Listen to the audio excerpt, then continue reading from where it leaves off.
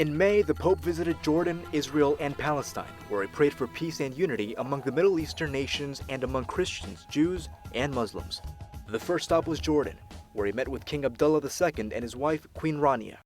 My visit to Jordan gives me a welcome opportunity to speak of my deep respect for the Muslim community. He visited the largest mosque in Amman, where he was greeted by Prince Ghazi, one of the voices at the forefront of dialogue between Christians and Muslims. The prince thanked the Pope for apologizing for his statements on the Prophet Mohammad in Germany. It hardly needs to be said, moreover, that the Prophet Mohammad ﷺ, who Muslims love, emulate, and know as a living reality and spiritual presence, is completely and entirely different from the historical depictions of him in the West. The Pope then traveled to Israel.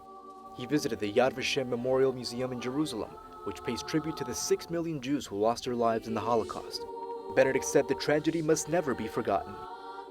May the names of these victims never perish.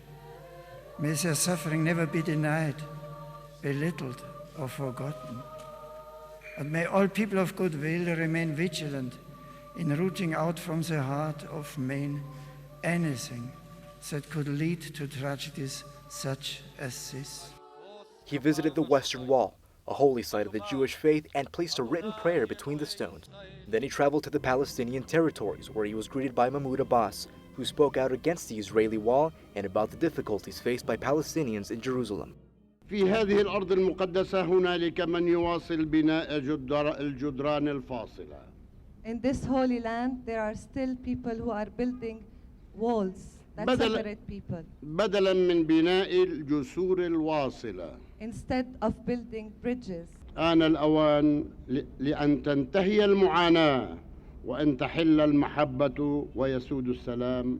It is time for the suffering to end. It is time for the peace and love to prevail. The Pope also visited a refugee camp in Bethlehem, along the wall that separates Israel from Palestinian territory. The pilgrimage concluded at the Basilica of the Holy Sepulchre, which guards the places of the death and resurrection of Jesus. The Pope made a strong appeal for peace among Jews and Palestinians. He asked the entire world to recognize Israel's right to exist and repeated that the Palestinians have a right to an independent and sovereign state. He implored that a solution to both problems not remain merely a dream.